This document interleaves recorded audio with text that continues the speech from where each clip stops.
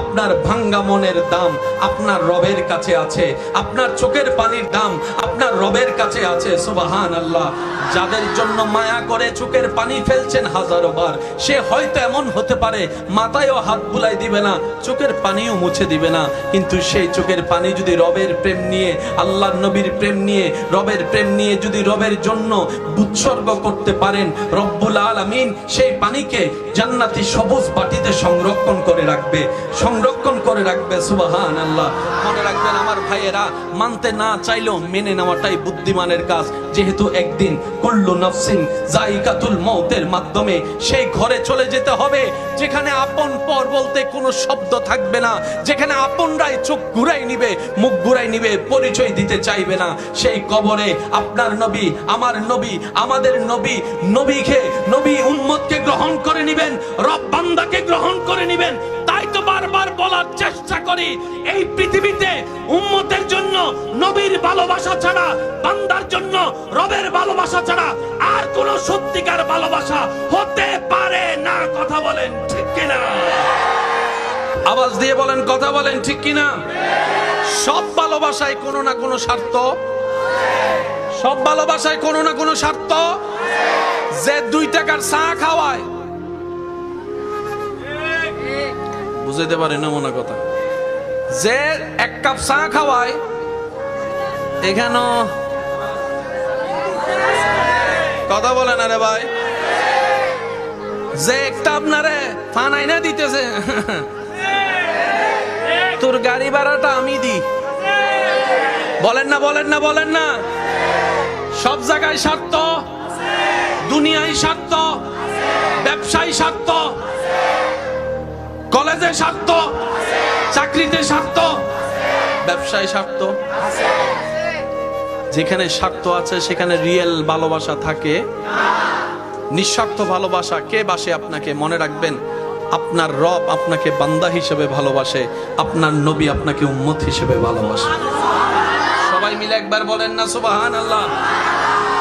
মনে রাখবেন কথাটা, দুনিয়ার কাজ হচ্ছে কি করে দেওয়া, আর আল্লাহ তাআলা হচ্ছেন, আল্লাহ তাআলার কাজ হচ্ছেন বাঙ্গাকে জোড়া লাগাই দেওয়া। এবার একটু ঠান্ডা মাথায় প্লিজ ভাইয়া, খাবারের জন্য মাটির দরকার আছে না নাই? ক্ষেত হওয়ার জন্য বৃষ্টির দরকার আছে না নাই? বৃষ্টির জন্য মেঘের দরকার আছে না নাই? এখনো মেঘ আছে কিন্তু বৃষ্টি, কোন মেঘে বৃষ্টি হয় সেই মেঘ আলাদা, এমনে মেঘ আলাদা। এবার যখন মেঘ বৃষ্টি হওয়ার আগে ঠান্ডার আওয়াজ শোনা যায় কি যায় না? একটু জোরে বলেন না, যায় কি যায় না? কালো মেঘ দেখা যায় কি যায় না? আপনারা জানেন বৃষ্টি ছাড়া ফসল হয় না, ফসলের জন্য বৃষ্টির দরকার। বৃষ্টি হওয়ার আগে আকাশ মেঘলা হয়, বৃষ্টি হওয়ার আগে আকাশ কালো হয়ে যায়, বৃষ্টি হওয়ার আগে আওয়াজ করতে থাকে আকাশ, বৃষ্টি হওয়ার আগে বিদ্যুৎ চমকাতে থাকে। মনে রাখবেন, সব কালো কালো হয় না, সব অন্ধকার অন্ধকার হয় না। রব্বুল আলামিন যখন দয়া করে তখন সেই কালো মেঘ থেকেও বৃষ্টি দিয়ে মরা গাছকে জিন্দা করে দেয়, মরা গাছকে জিন্দা করে দেয়। সুবহানাল্লাহ, জোরে বলি না। বৃষ্টি ছাড়া দান হয় না, বৃষ্টি ছাড়া ফসল হয় না, বৃষ্টি ছাড়া গাছ হয় না, বৃষ্টি ছাড়া ফল হয় না। তাহলে যা দরকার তার জন্য বৃষ্টির দরকার, আর সেই বৃষ্টিটাকে আল্লাহ মেঘকে ফেটে তারপরে বৃষ্টি নাযিল করেন। মেঘ বাংলে বৃষ্টি পড়ে।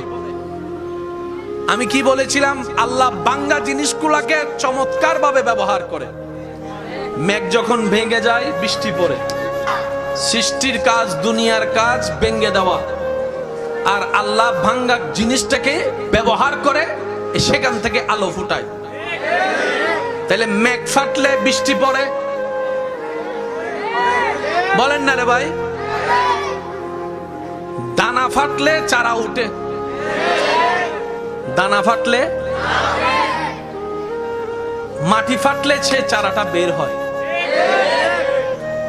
তাহলে সব ফাটা ফাটা হয় না। আল্লাহ যখন চায় সেই ফাটাটা আপনার জন্য কল্যাণ হয়ে যাবে। সুবহানাল্লাহ, আরো জোরে বলেন।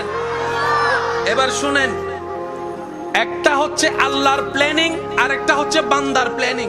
আল্লাহ আপনাদের এই মহব্বতকে কবুল করুক, আমাদের সবার গুনাহ মাফ করুক, হাসরের ময়দানে নবীজির সুপারিশ পাওয়ার মতো যোগ্যতা অর্জন করার তৌফিক দান করুক, 5 ওয়াক্ত নামাজের সাথে বন্ধুত্ব রাখার তৌফিক দান করুক, নবীজির সুন্নতকে নিজের সাথে রাখার তৌফিক দান করুক, মা বাবার খুশির সন্তান, আনন্দের সন্তান হওয়ার তৌফিক দান করুক। সবাই একবার বলি মারহাবা।